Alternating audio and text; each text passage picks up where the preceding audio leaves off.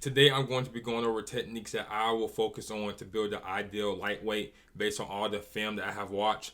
Collegiate weights, we're going to be looking at 125 and 141. Freestyle, 57 kilograms, which is 125 to 65 kilograms, which is 143. Any Greco weights within that, we're going to look at a few Greco clips, 60 kilograms. Any high school weights within that range, we will be looking at. I'm focusing on techniques that have the most teachability, as in it's the easiest to teach to a wide array of wrestlers. If you're super explosive and fast and have a double like Nate Garrett, do that. But that's harder to teach. I'm also going to be focusing on techniques that you can build an entire system around and that works at the highest level. So let's get right into it. First thing, I'm gonna go over the top wrestling. So I like the Spencer Lee series where he blocks the knee, pushes the elbow, tight waist, and a lot of times they will post their hand, and then that's how you can get the head lever. So this is the first part of that series. I'm going to be looking at McGee, Real Woods, Spencer Lee, and Ryan Crookham, which at 125, 133, and 141 were the best top wrestlers in their weight class, especially Crookham, Real Woods, and Lee. I would make an argument that McGee, the year he took third at 133, was one of the best guys on top, if not the best guy. But I know he's known for his knee drop series. So here we have Real Woods. He has the head lever. One of the common things you can do is you can feed that wrist to your tight waist hand, and you can go roll through tilt. This is some of the NCAA semifinals, which is very hard to get a tilt in that type of match. Here you have Spencer Lee. He likes to go from the head lever straight into the arm bar, and from the arm bar he grabs the wrist for a reinforced bar, and he likes to go tilt from there. I have an entire video focusing on just this series. Here you have Ryan Crookham. He pushes the elbow, head lever. He drives his opponent's body over his wrist instead of just pulling the wrist back because his opponent had weight on it. He feeds it to a cross wrist. Then he goes 2-on-1 tilt. You have multiple options in this series. Now we're going to be looking at when you take the head lever and put it directly on your opponent's back. So you're not getting a cross wrist, you're not getting a bar. Especially here, he puts on his opponent's back. He gets a short hook, and he gets points that way. You can use a short hook, or you can use a claw. I'm going to show a clip of Real Woods next using the claw. So he's pushing the elbow, blocking with the knee. He ends up going head lever. Put on his opponent's back. He's going to reach in for the claw, and then he gets back points that way.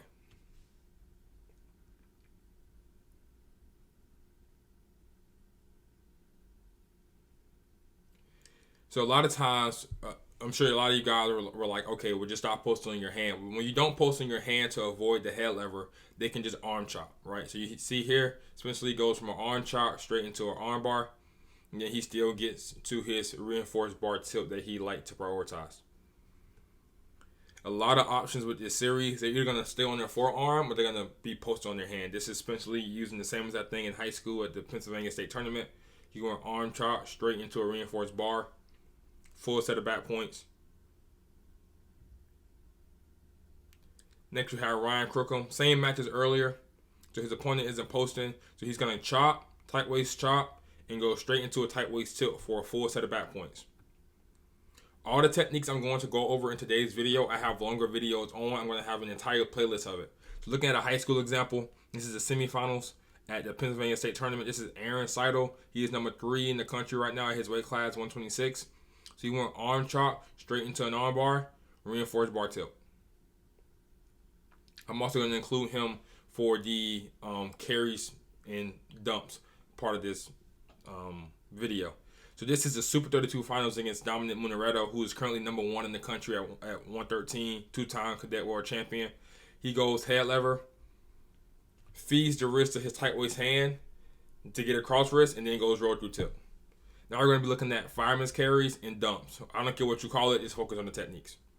So here you have an inside dump by Spencer Lee. I like the over-the-head finish part of the inside dump. Spencer Lee calls it a lazy fireman's, but Austin Desanto calls it an inside dump, and it's the same as that technique in their partners. So I don't really care what you guys call it, right? When they go over the head, I like that finish because in my experience, from what I've seen, you end up with more control going over the head than you do the typical going across the shoulders. So that's why I like it, but obviously you can know both of them. You don't have to choose one or the other.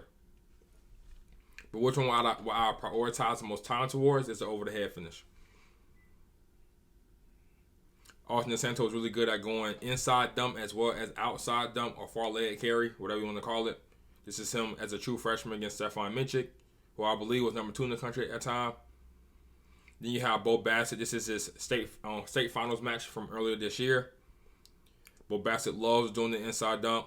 And Bassett does it all kinds of ways. He does it with the over-the-head finish. He does the traditional one. He does it with the no leg. He does the nickel variation, which I'm going to show. Then you have Forrest.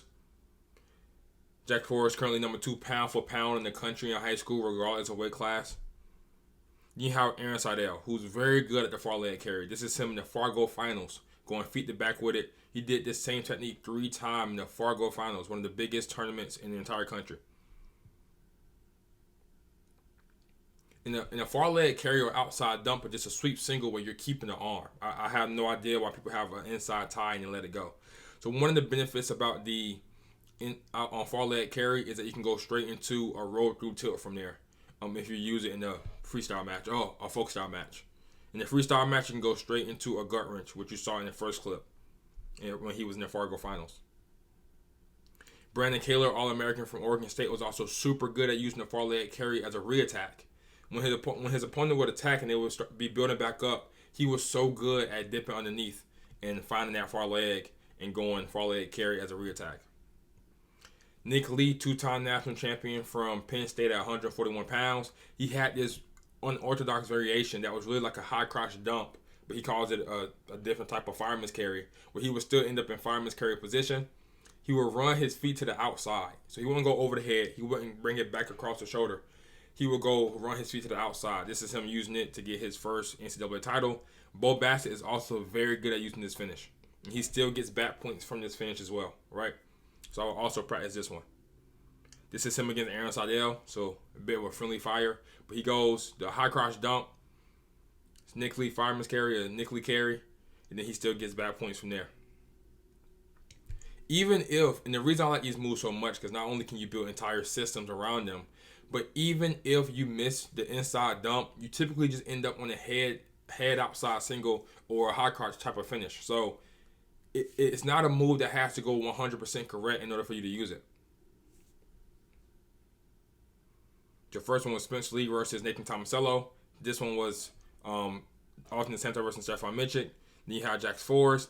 Even if you miss the far leg carry and you have to let go of the arm, you just end up switching to a sweep single, right? So if I say, oh, guys, let's work on high crotches and sweep singles, it sounds good to everybody. But if I say, let's work on inside dumps and outside dumps, there's a problem with some coaches. But it's a feet to back move, very dangerous, and you can also go to different techniques. Next, we're going to go over the side hip toss and the drop whip over. You have world champion from Iran, Rahman Amouzad, who is a master at this move. The clips I show, these two moves are very hard to roll through on. Understand? Trent Hodley has used it with great success in folk style. You get back points from these techniques. Rahman Amouzad wrestles at 65 kilograms. That's where their first 2 clips was from, 61. And then this one was from 57. This is Jesse Mendez using it in a folk style match. It works really well from the over-under position. This is Richard Figueroa using it last season, even when his opponent wouldn't underhook him back. And obviously, he went feet to back, got back points on it. And this is Dalton Roberts at 60 kilograms, which is like 132 pounds, 131 pounds, using it in a Greco match. You can fall to the side of the person, or you can drop right in front of the person. And the sudden drop or a pivot, doesn't matter. Then you have Tumur-Ochir. This is the bronze medal match at the World Championships. His sag hip toss is disgusting.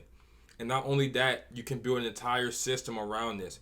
Next clip is also going to be another bronze medal match at the World Championship. So this is high-level matches that he's using this technique against, the side hip toss. The good thing about being dangerous with feet-to-back techniques like this is your opponents eventually are going to try so hard to avoid it that it's going to lead to different techniques. This is 2-time world champion Zholaman Sharshenbekov, 2-time world champion at 60 kilograms. He likes doing the same hip toss. Everything I went over in the playlist in this video. Thank you for watching.